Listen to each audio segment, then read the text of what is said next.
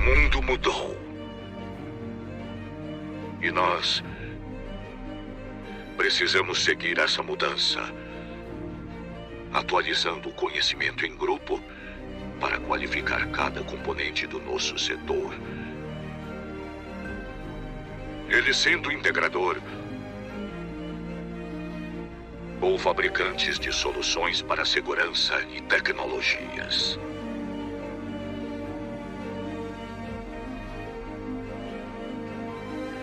Mas não queremos apenas reproduzir ideias. Queremos evoluir. Queremos avançar. Seja parte desse avanço. Seja CT.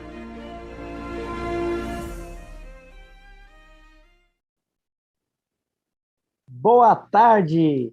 Este é mais um episódio do Security Talks, episódio 61. Já tem uma grande trajetória por aqui, né, Matheus? Já estamos com muitos episódios legais aqui. E aproveito para falar para vocês que hoje nós vamos falar sobre gerenciamento de crises com um convidado super especial, especialista da The First Consultoria. Um detalhe importante também é que aqui do nosso lado direito da tela tem um QR Code que, quando você aponta, vai direto para o site da Avantia. Não deixe de conhecer os serviços da Avantia. Boa tarde, Matheus, tudo bem? Boa tarde, Rony. Eu estou bem. E você, como vai? Tudo bem, é um prazer estar com você aqui. Fizemos um programa recentemente presencial, né? Foi muito legal. Foi muito legal, né? Sobre shopping centers. Foi muito legal. Muito bacana. E hoje nós continuamos aqui a nossa saga virtual aqui, digital. E vou passar a palavra para você aí, para a gente poder tocar. Se alguém quiser enviar alguma pergunta, já vai preparando aí os dedos aí, porque com certeza vão ter muitas curiosidades hoje aí para vocês enviarem para nós.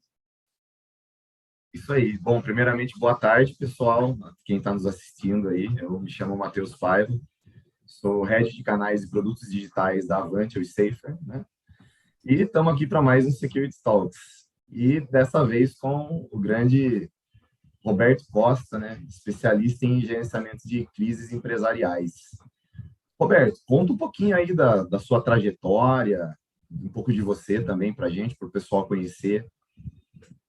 Legal. Pessoal, muito boa tarde. Prazer estar aqui com vocês. Muito obrigado pelo convite. É uma honra de estar aqui com você no Security Talks, né? Episódio 61, né? Ou seja, é uma jornada de bastante sucesso e espero que continue, né? Bastante até presencial, né, Rony, como você comentou. Então, em breve aí a gente começar a se encontrar um pouco mais aí, que a gente está carente disso, né? Quero agradecer também o Maurício Ciatti, que fez o convite para mim, o Mauro De Luca, a Karen também, que ela fez, né, o contato, organizando esse nosso encontro, trabalhando alguns detalhes aí para a gente poder trazer aí o de melhor conteúdo para todos que tenham oportunidade de estar conosco aqui. Também o CT Hub, né, que é um grande MBA, né, que eu sempre falo, o CT Hub traz conteúdos riquíssimos para toda a sociedade, para todo o nosso setor, conecta pessoas do Brasil todo, pessoas da América Latina. Nós já encontramos pessoas de outros países, até em fusos horários totalmente distintos, né? Muito bacana a gente ter essa oportunidade que o CT Hub traz para a gente. E a vocês dois, Matheus e Rony, né, conduzirem esse bate-papo aí, que tenho certeza que vai ser um bate-papo bem bacana. Bom, trazendo um pouquinho aí da minha trajetória em relação ao gerenciamento de crise, eu trabalhei na Polícia do Estado de São Paulo por um período. Nesse período, trabalhei na área de inteligência da polícia, cuidando justamente de operações político-sociais, então, invasões de terra, então, grandes conflitos, buscando e tratando informações para subsidiar grandes operações de gestão de crises na sociedade. Então, começou ali a minha história, depois, ainda na polícia, trabalhando na segurança do governador, então, chefiando equipes de proteção da família, do governo, que, na verdade, são estatutos do nosso Estado que devem ser defendidos, independente de quem ocupa ou não, mas a figura de um governador, de um prefeito, de um presidente, né, são institutos, né, que nós devemos proteger, e eu fiz parte, independente de qualquer ideologia, de qualquer partido, nós estamos defendendo o Estado. Então, eu tive a oportunidade, ainda pela polícia, de trabalhar nesse setor, nesse departamento, e lá nós lidávamos também com crises, porque nós vamos deslocando executivos de Estado para locais, para eventos, e nós precisamos preparar muito bem antes e nos preparar, inclusive, para situações mais complexas, né? Então, eventos com grandes multidões, com muitos conflitos, ideologias. Então, lá também eu tive uma oportunidade de trabalhar com isso. Depois disso, aí eu saí da polícia, né? Não, foram 11 anos trabalhando com isso na polícia, depois saí e fui trabalhar em banco. Em banco, eu fui trabalhar no Banespa, na época, hoje Santander, e lá eu estruturei os grupos de resposta para gerenciamento de crise, porque nós enfrentamos um período de sequestros muito importante na história daqui do nosso país, e lá nós desenvolvemos metodologia de tratamento para isso. Fui para vários países para poder estudar como tratar isso. Fui para Israel, para a França, para a Espanha, Estados Unidos, para o Uruguai, para a Argentina. Então, nós fomos estudar esse assunto de maneira... e fazendo pesquisas com outros países também. Então, para poder saber como tratar esse tipo de coisa. Então, pegando as melhores práticas, as melhores experiências e trazendo para esse contexto nosso, que era único aqui no país. Então, nós tivemos diferenças culturais, né, sociais muito importantes, que não dava para a gente trazer experiências de Colômbia, do Japão, ou mesmo de Israel, para cá, por conta do tratamento. A problemática ser diferente, também as soluções adotadas diferentes, até por questões legais, né? E aí fomos desenvolvendo, junto à Febraban, metodologia de gestão de crises, e eu atuei forte no comando de gestão de crises e também no comando de negociações. Então, foram centenas de casos de negociações, e cada caso era, para nós, uma oportunidade estatística de como tratar esse tipo de incidente, que também, em conjunto com outros bancos, a gente conseguia mapear melhor e desenvolver ações conjuntas. Então, eu queria a minha instituição mais protegida, mas para isso eu precisava que o Itaú também estivesse protegido, o Bradesco, o Banco do Brasil, Caixa Econômica e assim as demais instituições. Então, nós montamos uma força-tarefa e, com isso, nós desenvolvemos métodos de tratamento e também métodos para poder receber informações adequadas.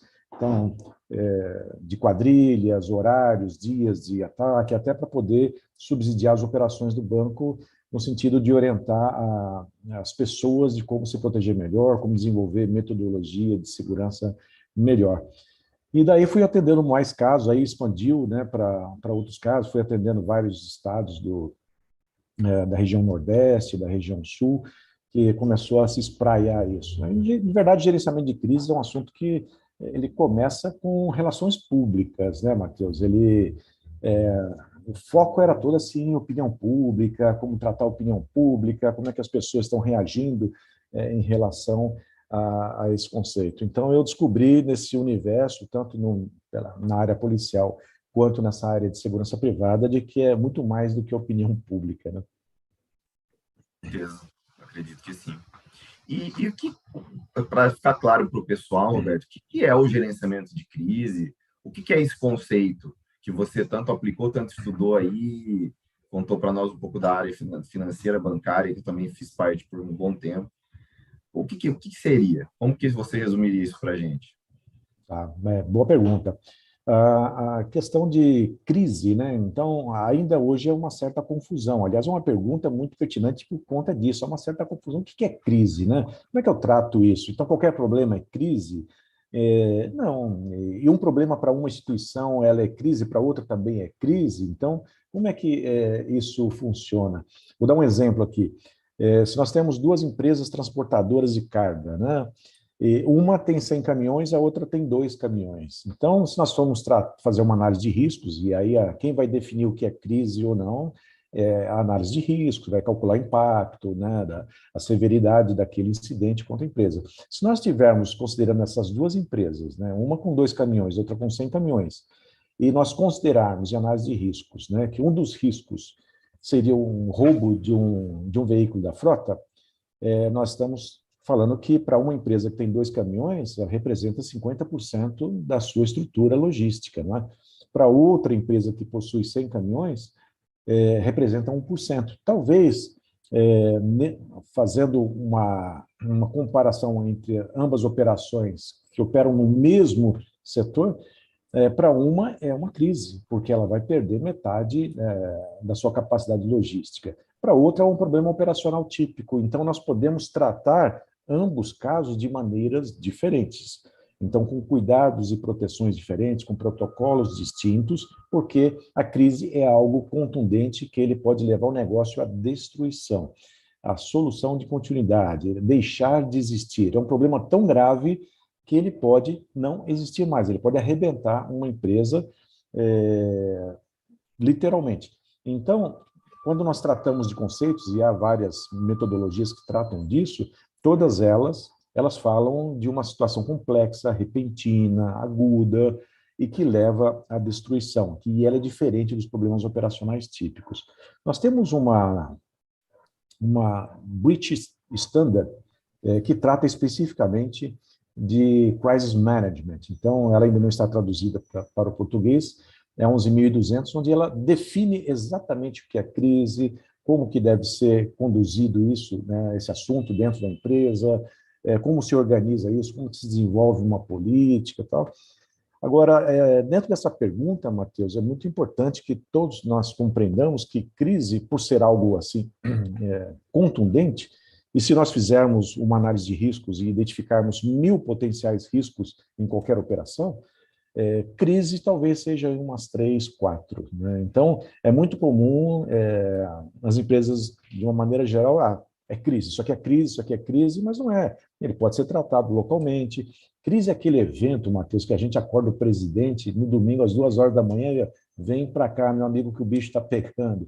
Agora, se for um probleminha mais leve, alguém vai perder o emprego. Você está me acordando a essa hora para poder, né? Porque arrombaram aqui um portão, conserta o portão, deixa eu dormir, né? Então, crise é um troço que assim traz o presidente da empresa, né, e todo o seu comitê lá para dentro da empresa.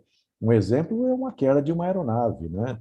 Uma queda de aeronave, ela pode acontecer, se acontecer numa sexta-feira, está todo mundo saindo lá para um churrasco, acontecer um incidente como esse, cancela churrasco, cancela viagem, cancela férias, cancela tudo, vem todo mundo para cá. Isso é crise. Então, crise é algo muito severo, muito contundente, né, que leva à destruição, leva à comoção, a comoção de todo mundo. Então, e é importante falar assim, mas perda de vida seria uma crise para nós brasileiros, né, com uma cultura judaico-cristã, que nós temos aqui, né, valores, as questões morais, para nós, a perda de uma vida é uma crise. Agora, há países que uma operação aqui houve uma morte, isso não é crise, continua a operação. Então, nós passamos para poder definir para a empresa o que é crise, partindo de uma análise de riscos.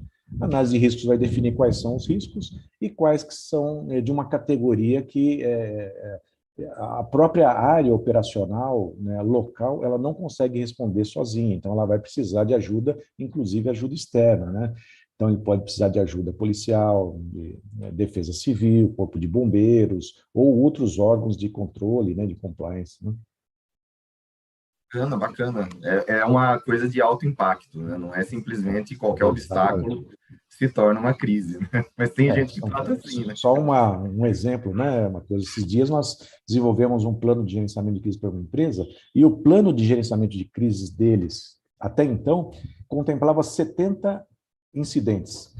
Ao final, nós montamos um grupo de trabalho para poder definir o que é crise de fato para o empreendimento. Dos 70 que eles haviam identificado e desenvolvido planos de resposta para eles, chegamos à conclusão que apenas 3 seriam crise. Então, mudou completamente o foco deles, né? Até porque é uma resposta para a sociedade, né? Então, você fala assim, poxa, nós estamos em crise, né? Crise é uma palavra muito forte. Então, uma empresa, de repente, de capital social aberto, então ela manifestar, poxa, nós estamos tratando de uma crise. Não, nós estamos tratando um incidente crítico, um problema operacional típico, a equipe local está respondendo, se precisar de suporte, a gente vai dar um suporte, mas está tudo sob controle, né? A gente sabe como tratar aquilo, tem início, meio e fim. Já uma crise é algo imprevisível, né? Então, ele tem uma aparência de controlável, porém ele pode ser algo muito pesado para a empresa, por isso que é uma outra categoria. Então, ele eleva esse incidente para uma outra categoria. E se tratando de uma coisa incontrolável, de algo imprevisível, como você tratou agora, como que as empresas podem se preparar para enfrentar uma crise, ainda mais visto, né, se não for a maior, uma das maiores que recentemente a gente passou agora, que não passamos, né, ainda estamos nela, que é a pandemia e coronavírus, né? Como que você Sim. vê isso? Como que as empresas poderiam se preparar para enfrentar? As empresas, elas, para conseguir tratar os seus riscos, gerenciar melhor os seus riscos, ela precisa iniciar com uma análise de riscos. A análise de riscos, ela vai identificar quais são os riscos aos quais aquela instituição está exposta, né? E uma curiosidade acontece de quando nós realizamos as análises de riscos, ocorre de também surgirem soluções. Então, incidentes que até então eles seriam classificados como crises, o fato de ele ser percebido antes, identificado antes, ele podendo ser tratado, ele deixa de ser uma crise, ele passa a ser um problema operacional típico. Então, a análise de riscos, Matheus, é muito importante para conseguirmos identificar quais são. E ele vai nos dizer qual que é o impacto para o negócio, né? Então, se acontecer isso aqui, né, temos essa vulnerabilidade, qual que vai ser o impacto disso, qual que vai ser a perda disso, como é que a gente consegue recuperar a empresa, podemos chegar a uma conclusão de que, se acontecer isso aqui, a empresa morre, né? Opa, então nós precisamos tratar isso aqui e, a partir do momento que nós identificamos, vamos elaborar a política de gerenciamento de crise. Ou seja, a expressão da organização para a sociedade, para os seus acionistas. Então, como que eu vou atuar diante de uma circunstância como essa? Então, a política de gerenciamento de crise, ela vai definir que a empresa ela tem essa preocupação, constituir um grupo previamente preparado para isso, com textos, né, qualificados para isso, pessoas que foram treinadas para atuar no caso da materialização de um incidente como esse, né? Então, ela expressa para o mercado que ela tem esse cuidado. A política é um documento, ele é uma norma, ele é uma lei. Então, a partir dele, nós precisamos dos decretos-leis, ou seja, dos desdobramentos disso. Então, a política ela fala que determinados incidentes eles são consideradas crises para o empreendimento. Então, para cada um deles, apenso a essa política, vai lá um protocolo de resposta. O protocolo de resposta, ele vai definir quem vai fazer o quê em que momento. Ah, Matheus, olha, se acontecer isso aqui, ó, você saia pela porta azul à sua esquerda. Rony, você saia pela porta vermelha à direita. Então, todo mundo estará ciente e treinado para atuar numa situação como essa. Uma experiência recente, até tivemos um exercício, um simulado muito grande, foi do Hospital Albert Einstein. Então, eles fazem, a cada 2 ou 3 anos, eles fazem um simulado, um grande simulado, criando situações, teve lá no metrô, teve de queda de aeronave, né? Eles fazem situações, eles criam lá cenários o mais realista possível, e eles vão testando tempos, movimentos, vão testando respostas, alguém vai avaliando ali como que está sendo conduzida essa crise, ou seja, lá na norma ISO 22398, ela trata dos exercícios dos testes. Então, o de maior risco, de maior complexidade, é uma simulação mais próxima do real. Botafogo, explosão, né? Então, se acontecer uma situação como essa, como teve a queda das barragens ali em Minas Gerais, em Brumadinho, lá em Mariana, então, se ocorrerem situações como essa, quem que vai cuidar de tudo? Quem que vai cuidar das pessoas, da gente? Quem que vai cuidar dos cães, né, que tem lá os cães? Então, lá no protocolo de resposta, o que a gente faz? A gente vai definindo quem são as pessoas que vão atuar, quais os papéis de cada uma, em que momento entram. Inclusive, existem softwares hoje específicos para gestão de crises.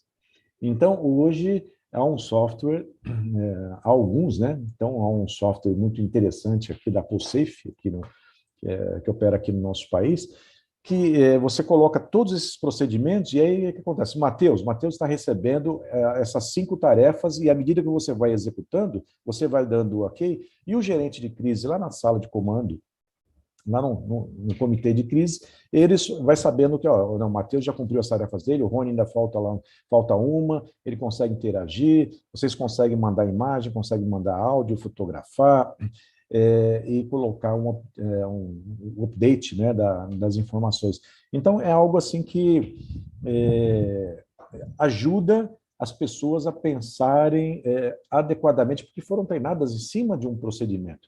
Então, se a gente entrar agora, neste momento, né, está acontecendo um problema grave, e aí a gente não sabe o que fazer, nós vamos ficar perdidos. E cada um vai dar uma orientação, nós vamos ficar, né, atendendo essas orientações. Pinta aqui o teto de verde que dá sorte. Pô, vai alguém, vai pintar o teto de verde. Então, se nós não tivermos ali um protocolo que defina as ações que cada um vai executar nos seus momentos corretos e quais empresas utilizar, quais recursos utilizar, fica todo mundo perdido.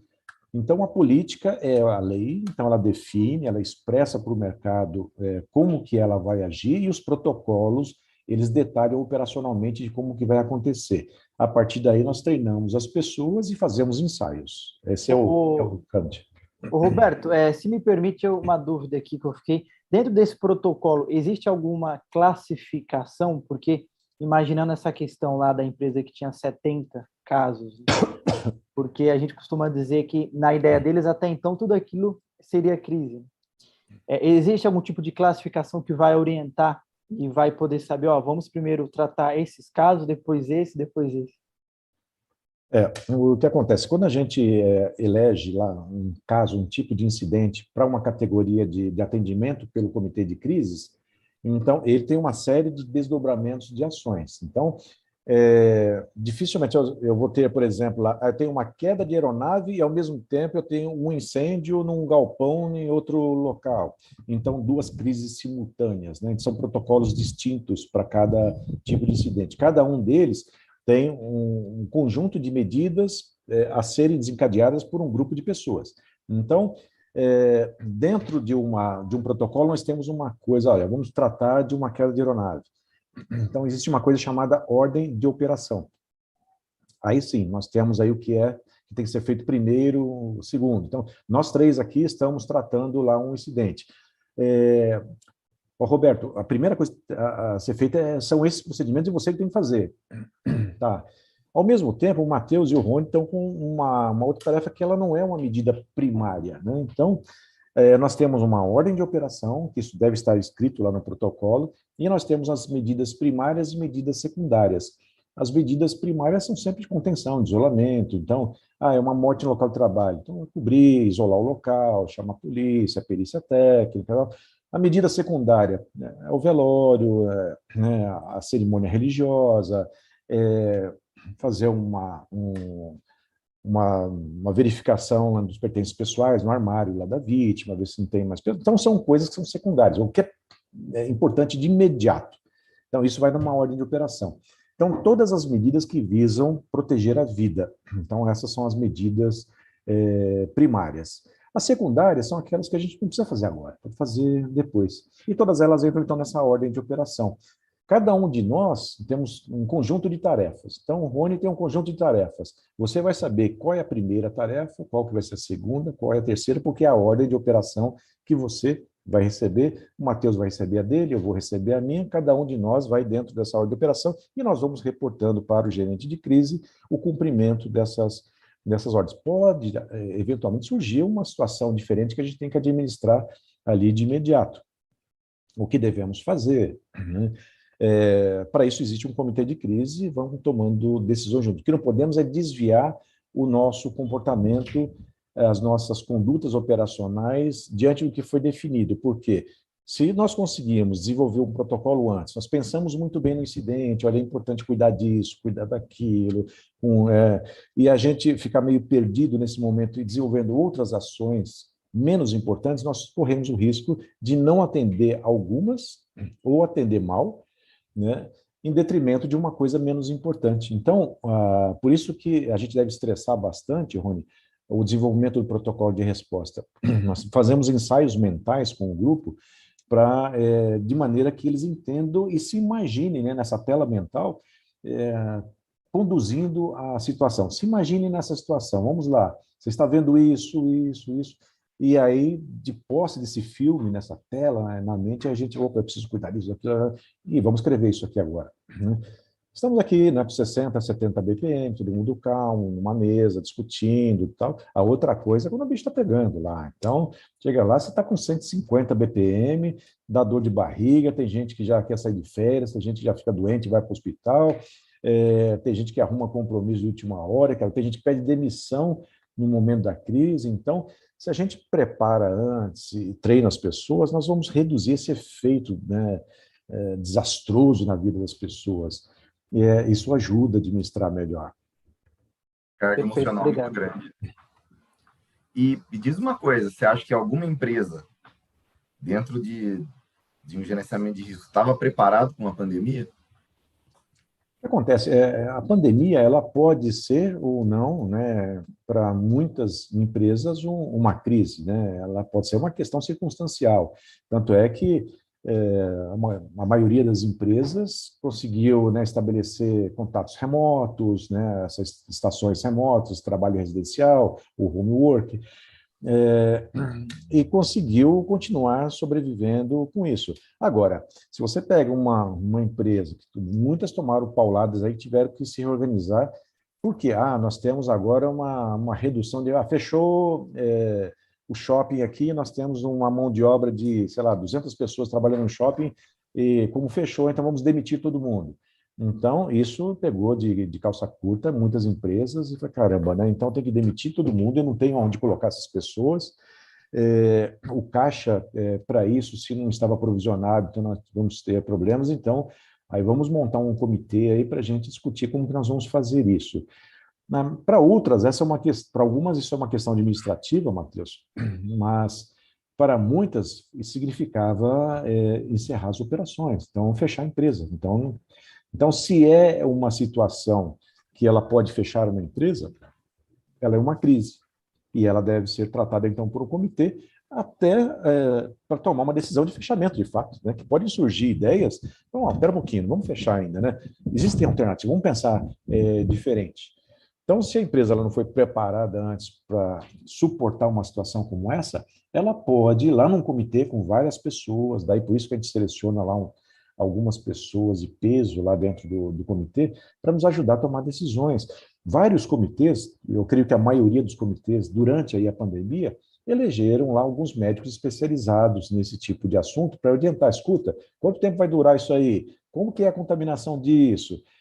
Como é que eu posso receber pessoas aqui, se sim, se não, na hora da refeição, né? Como é que vai ser, os turnos de trabalho, então, consultando especialistas, né? Que é uma parte técnica do comitê, para saber como tocar.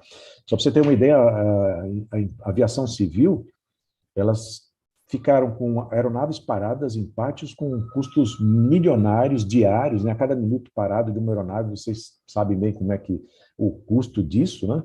E nem isso foi uma questão administrativa tratada. Eles não acionaram, não ativaram um comitê de crise para tratar esse tipo de assunto. É uma questão de negócio, uma questão logística que não foi ativada. Então, a pandemia ela pode ter afetado muitos negócios e afetou, inclusive, a demanda também de muitos negócios. Então, a quantidade de cadeiras, né, de notebooks vendidos, de internet, né, de contratação de serviços, de plataformas, de sistemas de segurança. Então, nós tivemos uma altíssima demanda, quase que imediata. Tem uma empresa, uma cliente nossa, que comprou 40 mil notebooks, né, em um mês. Então, quem consegue fornecer isso para uma empresa, né? Então, mas eu tenho um grupo que não consegui comprar ainda, que vai demorar para chegar, é outro problema, né? Então, como é que eu consigo continuar a operação? O que é essencial numa operação até que chegue recurso adequado para essas pessoas, né? E assim, tivemos diversos episódios, né? Então, a pandemia, ela revelou muita coisa, ela ajudou muitas empresas a se organizarem melhor.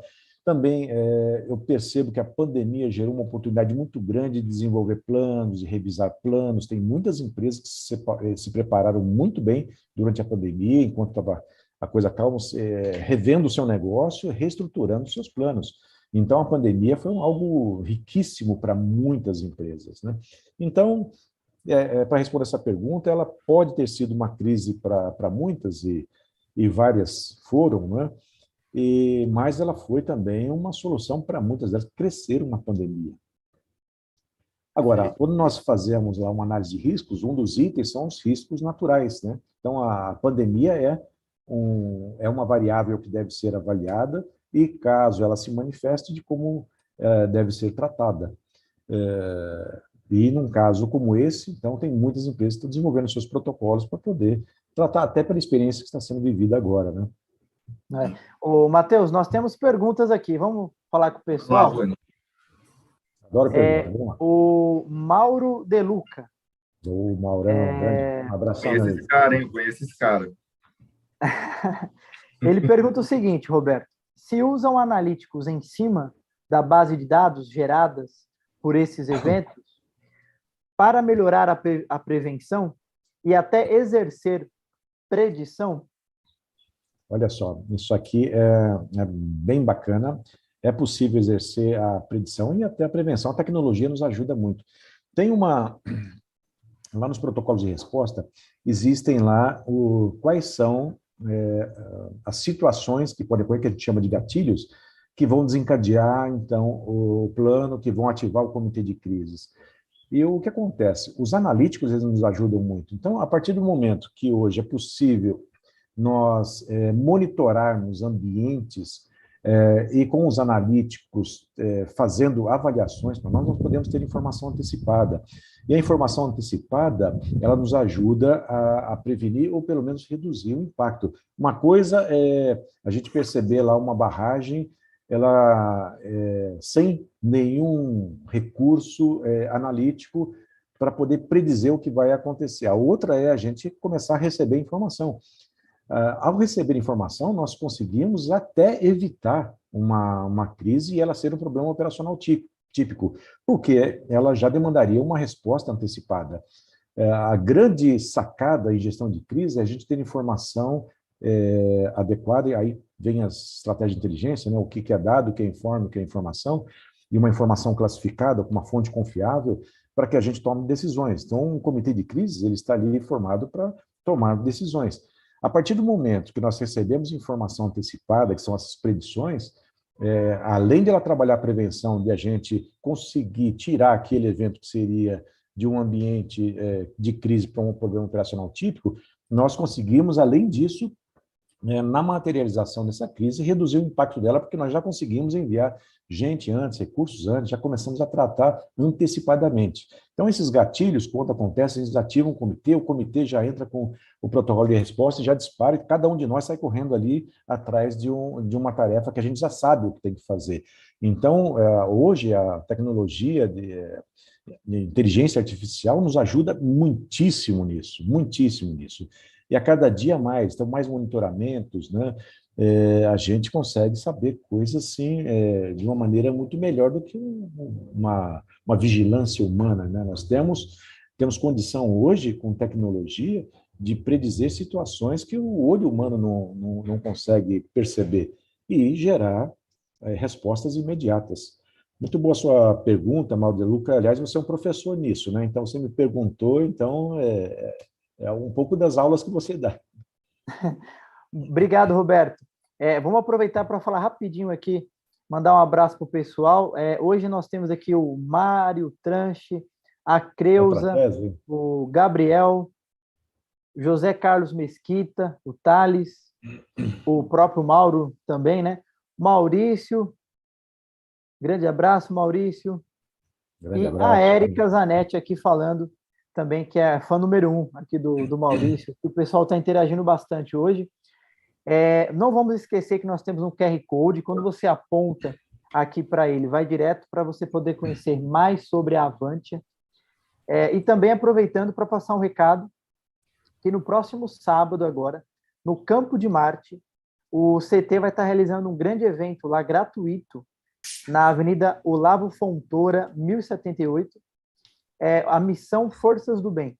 Então, se você quiser participar, quiser ter a oportunidade de ver de perto como é uma simulação de um resgate com corpo de bombeiros, como que funciona o pessoal da Polícia Civil com toda a estrutura de helicópteros e drones, vai ser muito legal a partir das 11 horas da manhã no próximo sábado, evento gratuito, pode levar a família, pode levar as crianças para conhecer, e convido vocês também, o link daqui a pouco o pessoal vai estar postando aqui. Vamos lá, Matheus. Isso aí, a conversa tá boa. Bom, percebi que tem muito auxílio, acho que tende a crescer muito ainda, né, Roberto? Esse quesito você falou de softwares de gerenciamento de crise, plataformas que podem fazer isso. Acabamos de falar um pouco de analíticos também. Analíticos não propriamente de vídeo. Também temos os analíticos de vídeos. Você vê mais alguma tecnologia que pode também começar a auxiliar ou já auxilia o gerenciamento de crises aí das empresas? Você tem algumas dicas nesse quesito? Sim, tem radares, tem drones, né? Então, tem em segurança, defesa também, né? Os órgãos de defesa também têm equipamentos de alta tecnologia para detectar bombas radiológicas, químicas, bacteriológicas. Então, nós temos hoje muita tecnologia, não só para segurança, né? Mas também para defesa. Então, se você pega uma área extensa, por exemplo, de energia elétrica, com várias torres, né, espalhadas aí por uma área bastante extensa, então, há radares que detectam presença de pessoas em áreas onde não se deveriam ter e também recursos que podem poupar riscos às pessoas. Por exemplo, colocar sonofletores, né, de maneira que a gente consiga conversar com criminosos ou invasores de determinadas áreas para afastar essas pessoas. Então, a tecnologia nos ajuda muito, nos ajuda a reduzir recursos com mão de obra, nos dá respostas mais rápidas. Então, hoje, a gente ter uma capacidade de receber informação antecipadamente, informação de qualidade, que uma coisa é uma evidência que eu estou coletando através de radares, através de imagens, de sensores, eu receber e conseguir tratar essa informação, uma informação de alta qualidade, ela nos proporciona tomadas de decisões importantes e com intervenções também de menor risco. Uma coisa eu acho que tem alguém que invadiu uma fábrica, uma fazenda, tá lá, manda um homem para lá. Estou colocando gente em risco, né? Então, hoje é uma preocupação, né, em poupar a vida, né, reduzir riscos às pessoas. Então, a tecnologia nos ajuda, inclusive, nesse sentido. Então, nós vamos mandar uma força de resposta, porém, uma força de resposta à altura da ameaça. Então, 10 caras invadindo lá uma área. Iniciamos uma conversação com eles, uma negociação com eles, tentando afastá-los desse intento. Não estamos obtendo sucesso com isso, então vou mandar uma força de resposta. Não vai ser um vigilante, né? Aí a capacidade de resposta ela deve ser maior, inclusive com um apoio externo, né, da polícia e tudo mais. Então é possível a gente, inclusive, antecipar isso, né? A gente conseguir perceber quais são os riscos que nós vamos sofrer com essa intervenção que nós vamos fazer. Por quê? A tecnologia nos ajuda a dimensionar isso. A informação ela é bastante importante. Por isso que os analíticos, os softwares, hardwares nos ajudam demais, tanto para a prevenção, né, quanto até para a própria resposta. Bacana. Bom, aconteceu. Uma crise aconteceu, tal. Conta um pouco para a gente de como são os bastidores desse processo todo aí, do gerenciamento de crise nessa hora, como que funciona, como que ele entra atuando daí. Nós já vimos que tem protocolos, tal, mas como que é o bastidor mesmo disso aí, você que já participou? O bastidor disso é interessante, Matheus. Nós temos lá no comitê de crises, montado um comitê, esse comitê vai para um local, hoje, inclusive, é possível até de a gente conseguir fazer remotamente aqui, por exemplo, aqui nós estamos remotamente, cada um em um lugar, e aí a gente tomando decisões e alguém local está executando essas tarefas que nós estamos coordenando, né? O grande problema lá no comitê é a gente tomar decisões com base em informações ainda só com dados ou só com informes, ou seja, é capaz de nós destacarmos recursos, gente, fazermos investimentos com base em poucas informações. Daí que tem uma figura que a gente coloca sempre lá no comitê, que é a figura do secretário. O secretário elabora uma ata. Estamos tomando uma decisão de fechar aqui, de contratar um helicóptero, de utilizar outras instalações, locar um hotel, locar um monte de vans e de ônibus para cá, nós estamos tomando decisões com base em informações de momento. Se fosse daqui a 5 minutos nós tivéssemos mais uma informação um pouco melhor detalhada, não tomaríamos essa decisão. Mais à frente, né, o comitê ele vai ser questionado, né, muitas vezes até criminalmente, civilmente, eles vão ser questionados a respeito das tomadas de decisões. Por isso que é importante lá dentro do comitê, como é um ambiente tenso e vai gerar um pouco de discórdias, né, entre um e outro, tem a figura do secretário que ele vai registrando tudo, olha, foi tomada a decisão com base nessa informação que nós temos de momento. Aí nós justificamos aquela tomada de decisões. E detalhe, bastidores de comitê, né, Matheus? Se nós temos lá 6 pessoas no comitê, sempre enxuto, 5, 6 pessoas, é um núcleo duro ali, ninguém entra lá no comitê, tem muita gente que imprensa, concorrentes que adorariam ter lá uma informação do que está rolando, como é que eles vão fazer, o que eles vão fazer e tal. Então, é um ambiente sagrado, é um tempo sagrado, ali a gente protege bastante. A tomada de decisões é sempre com muita emoção, muito tensa, e, de repente, nós estamos aqui, nós 4 aqui, por exemplo, nós 3 aqui, estamos tomando uma decisão. Eu e o Rony dizemos sim para uma decisão. Aí o Matheus fala não. Eu sou contrário. E aí, o que a gente faz? Tem 2 a favor e 1 contra. Aí nós vamos começar a discutir, né? Agora um pouquinho, né? Nós vamos começar a perder energia, perder tempo ao discutir uma decisão. E um consenso em um comitê 2 contra 1, então a decisão é sim, a maioria vence. E a partir de agora, Matheus, você vai advogar em favor da nossa decisão. Porque senão, o que vai acontecer? Nós tomamos uma decisão sim, você falou não, deu tudo errado, aí você vai, tá vendo? Eu não falei? Eu falei, por isso que eu falei não. E aí a gente já perdeu energia com isso, agora vamos perder uma outra energia aí, você descontando toda a sua raiva de a gente não ter adotado a sua decisão. Então, nós vamos sempre respeitar a decisão da maioria e vamos advogar em nome da maioria. Então, esse é um exercício difícil, porque nós estamos falando lá de presidentes, diretores de empresa, peso de crachá, pessoas são acostumadas a tomar decisão a cada minuto. Então, submeter uma decisão a um grupo é difícil, né?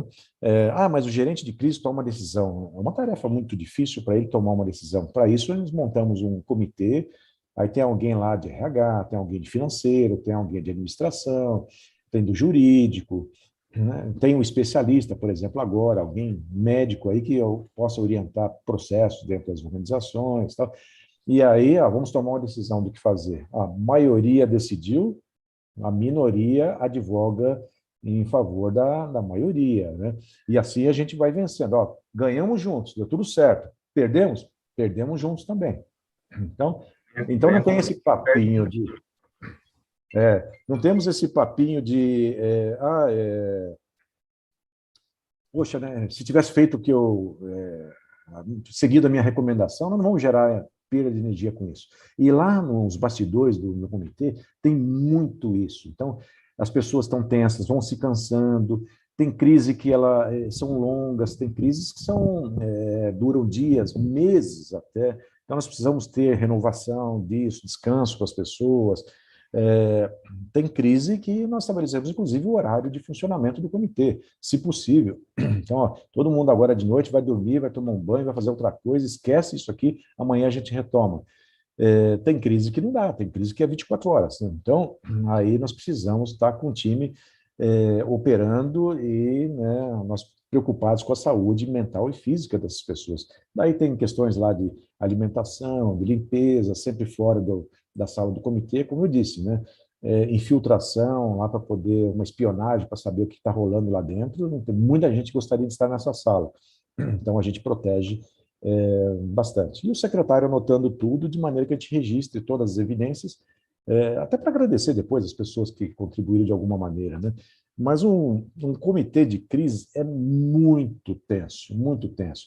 Nós estamos lidando com informações críticas, muitas vezes mortes, né? Com medos, né? Com pouca informação e tendo que tomar decisão imediata, imprensa incomodando, o governo incomodando, todo mundo querendo informação, todo mundo querendo saber, e cada um chega lá com um dado, alguma coisa, alguma fofoca, e você tendo que se preocupar em classificar essas informações de maneira para tomar uma decisão. Senão chega uma fofoquinha lá, você toma uma decisão intempestiva e aquilo não era verdadeiro, né? Então, elas precisam ser validadas, né? Cada informação ela precisa ser validada, porque a tomada de decisão é decisão de gente grande. Então, não dá para tomar decisão com uma fofoquinha, né? E isso é muito comum de, lá no comitê, chegar alguma informação, né, fraca e leva todo mundo a tomar decisão em cima daquilo. Então, é um ambiente extremamente crítico. Aí a gente tem umas pausazinhas de vez em quando, o pessoal respirar, tomar um chá, esticar o corpo, né? Porque, por vezes, a gente fica sentado lá numa cadeira, pensando, falando, fica o dia inteiro, você não percebe, não se alimenta, né? Então, é crítico lá dentro do comitê. Imagino. Falando um pouco em comitê, só para eu entender aqui, pessoal, também, quem acaba compondo, geralmente, por via de regra, aí, um comitê de gestão de crise de uma empresa? Uma excelente pergunta. O comitê ele é formado por pessoas, geralmente da empresa, então você tem lá o presidente. Isso não é uma regra, tá? Então, isso aí são recomendações. Uma convenção, né? Então, a gente nunca recomenda um comitê com muita gente, sempre com poucas pessoas, mas as pessoas principais. Então, vai estar lá o presidente da empresa, ou um vice-presidente que cuide da determinada área, dependendo do tamanho da organização, né? Vai ter lá alguém de finanças, que dá um tempero mais racional para as decisões, vai ter alguém de jurídico, vai ter alguém de comunicação que vai orientar lá o porta-voz, os textos qualificados, os textos que vão para as redes sociais, né? Os textos que vão para os acionistas. Então, vai ter alguém lá, o jurídico, que vai estar tratando dessas relações com todos os stakeholders. Então, todo mundo vai estar avaliando tudo. Então, essas pessoas são importantes. E um técnico, e esse técnico é o especialista naquele tipo de crise, né? Então, é um problema de contaminação alimentar. Quem que é o engenheiro alimentar que nós temos ou então precisamos contratar? Essas pessoas podem ser da própria organização, caso ela não tenha, pode ser algum escritório especializado externo.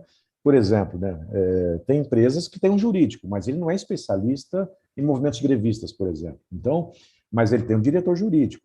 Então, mas tem um escritório contratado, né, especializado em relações sindicais, que ele vem compor o comitê, que é o escritório contratado para isso. Da mesma maneira, uma assessoria de imprensa. Eu não tenho aqui alguém de comunicação aqui dentro. Ou eu tenho, mas ele não é especialista nesse tipo de assunto. Então, vamos lá, quem são as pessoas? Para isso, ao desenvolver o protocolo, nós já identificamos antes essa necessidade, já identificamos também quais são os players que podem compor esse comitê, já fazemos os contratos, né, com eles, né, colocando a questão da prioridade de atendimento, que uma coisa, imagina só, Matheus, olha, eu quero um serviço seu daqui a 2 anos, cara. Eu sei que você é um cara estudado, preparado, trabalhou em grandes organizações, né, você tem o seu valor. Aí você fala, Roberto, meu valor para daqui a 2 anos vai ser esse. A outra coisa é eu chegar, Matheus, preciso que você venha agora aqui.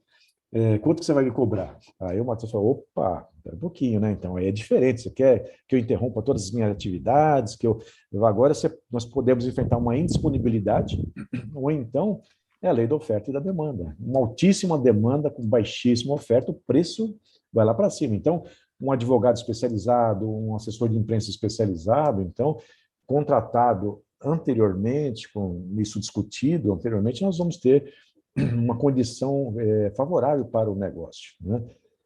Diferente do que contratar imediatamente. Então, o comitê ele é formado por essas pessoas, geralmente com peso de crachá. Nós não podemos ter lá alguém que cuida de administração, que ele precisa de autorização para fazer a reserva de hotéis, ou então de locação de ônibus.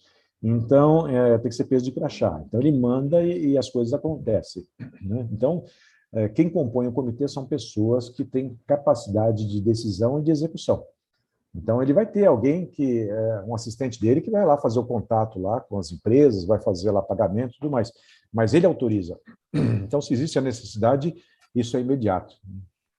E aí eu fiquei com uma dúvida nessa questão do comitê, até naquela ideia da primeira ordem lá que você explicou as prioridades, existe alguma orientação de tempo de resposta? Por exemplo, que a parte da imprensa ou a parte da comunicação vai externar isso, porque eu imagino que quem não faz parte do comitê fica bem ansioso ali, né? Querendo descobrir como que está o andamento e a resolução.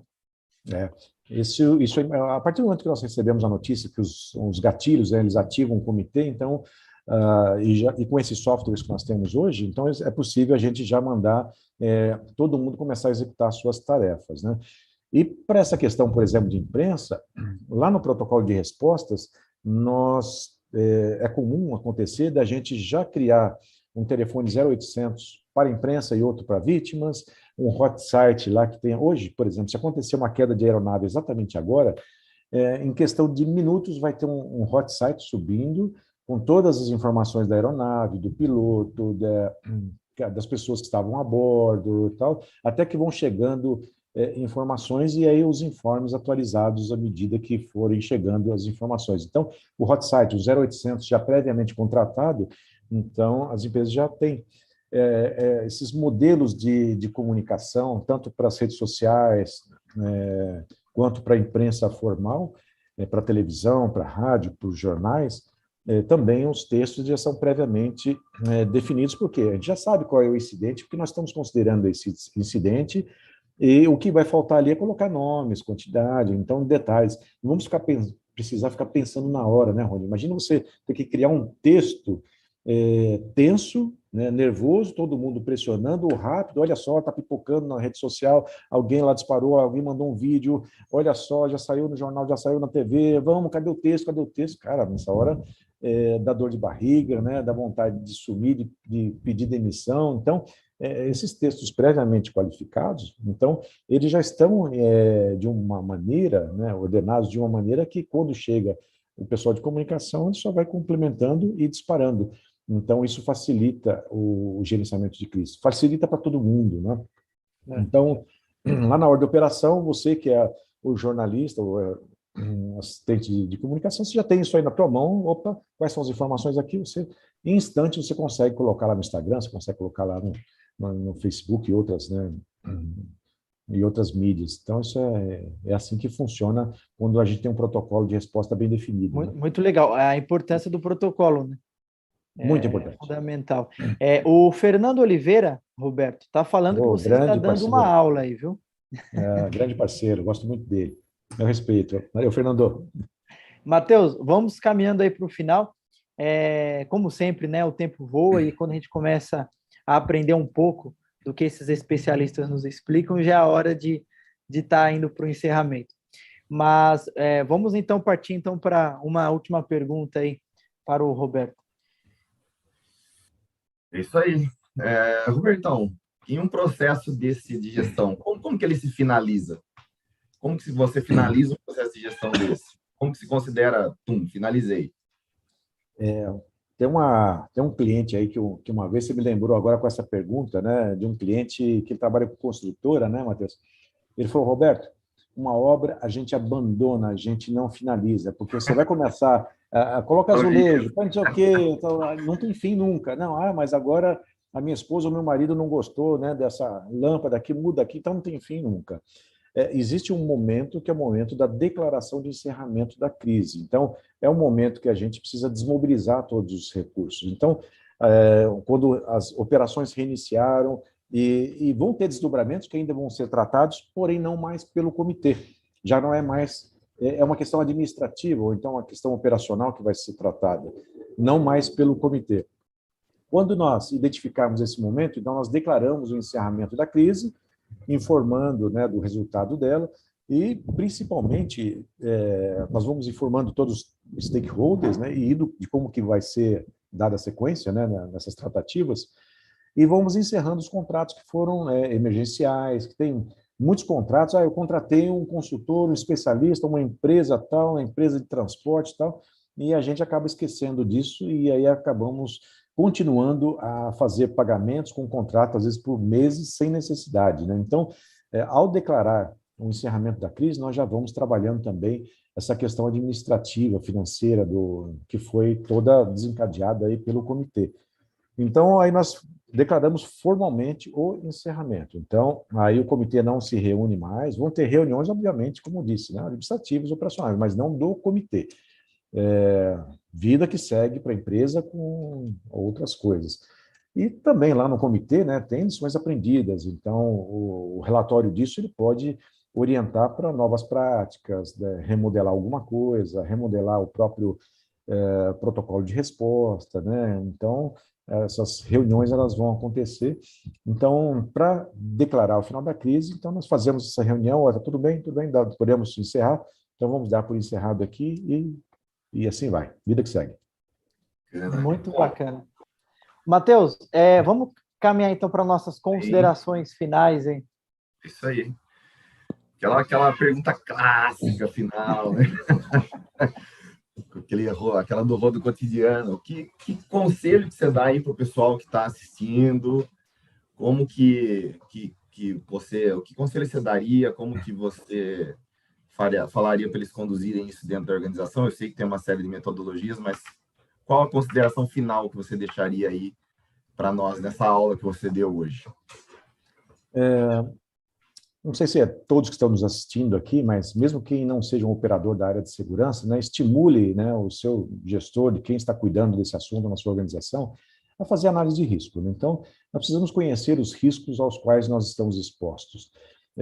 Os riscos vão nos dizer quais são os recursos que devem ser contratados, utilizados aí para poder fazer frente a esses riscos. Não é uma pessoa que vai dizer, olha, aqui você precisa disso, aquilo. Quem vai dizer o risco? Sempre o risco demanda recursos. Então, a análise de riscos, ela começa lá com a identificação dos riscos, uma avaliação de todos eles, o impacto disso. E, por vezes, a análise de riscos, ela ser feita por mais de uma pessoa, porque nós podemos ter riscos que são riscos que não são... não existe uma frequência estatística de acontecimento de incidentes. Eles podem ser subjetivos, né? Então, eles podem não ser apenas objetivos. Então, para isso, às vezes, a gente utiliza mais de um especialista, ou então um segundo especialista criticando a análise de riscos para poder ajudar a dimensionar os riscos de maneira adequada. O que você acha que é um risco muito alto, um outro pode achar que não. Então, uma coisa que uma frequência muito alta pode gerar uma interpretação de um risco muito alto, porém, isso pode ser absorvido pela própria natureza do negócio. Então, identificar os riscos e analisar cada um de uma maneira muito peculiar, né, é importante, até para a gente classificar qual é mais importante e qual é menos importante. Então, tem riscos aí que a gente fala, pô, deixa acontecer. Se acontecer, a gente se vira. Ah, não, isso aqui vamos contratar um seguro para isso. Ah, não, isso aqui vamos colocar um sistema de segurança aqui. Ah, não, isso aqui vamos elevar uma categoria de crise. Então, isso vai possibilitar tomar decisões de manipular riscos e recursos de proteção e defesa, né? Então, o que eu recomendaria para os colegas que estão aqui, então, preocupem-se com as análises de riscos, e aí, mais à frente, né, tendo isso aí mais claro, então você já definir dentro da sua empresa, estimular a empresa a pensar em crise, né? Pensar em declarar, no mínimo, a sua empresa ela vai expressar para o mercado que você é uma empresa madura, é uma empresa que se preocupa com as pessoas, que se preocupa com o seu cliente, com os seus processos, e, para isso, desenvolver um plano de gerenciamento de crise com as melhores normas, com os melhores padrões internacionais, até para os acionistas. E, detalhe, se você fizer isso na sua organização, você vai conseguir, muitas vezes, eliminar riscos ou reduzir os riscos. Só porque você está olhando para ele, você está discutindo com ele, você vai conseguir descobrir soluções incríveis para poder mitigar esses riscos. E daí você já parte aí para elaborar uma política, né, definindo como a empresa se expressa com isso. Aí você vai envolvendo pessoas das demais áreas, construindo aí os protocolos de respostas, vai treinando as pessoas e aí você vai educando esse público interno para pensar em segurança, porque segurança é um negócio muito legal, né? Ele gera qualidade de vida, ele é estilo de vida, né? A segurança ela está aí para proteger, né, a vida, a essência da vida para todo mundo. Ele não está ali para incomodar as pessoas, muito pelo contrário, né? Os sistemas de segurança eles estão ali para proporcionar maior tranquilidade para o trabalho.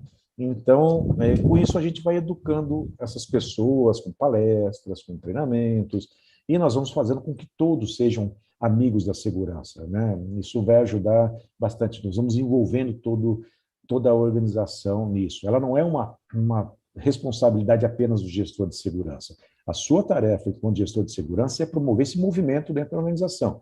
Envolva bastante as pessoas, que você vai ter aí um monte aliados e que vão te ajudar aí nos seus projetos. Então, essa dica aí que eu deixo aqui para os meus amigos aqui nessa tarde de Show hoje. de bola. Show. Muito bacana. Vamos encerrando, então, por aqui o nosso episódio 61, que foi um bate-papo muito valioso com o Roberto.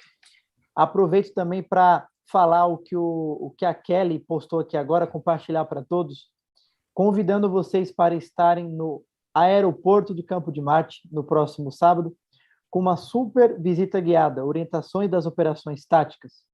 Esperamos vocês a partir das 11 horas da manhã. O nosso pessoal já colocou aqui, aberto ao público. Então vai ser um evento sensacional. Agradeço também a presença do Matheus. Esperamos que nos próximos episódios a gente continue fazendo esse bate-papo, que é muito legal. Muito obrigado pela sua presença. E, pessoal, estaremos aqui novamente quarta-feira que vem, às 17 horas, em mais um episódio do Security Talks. Muito obrigado, Roberto. Legal. Obrigado, gente. Tchau, tchau. Tchau. Obrigado, Matheus. Um abraço. Tchau, tchau. Valeu, Rony. Valeu, Roberto. Até tchau, quarta-feira que vem, pessoal.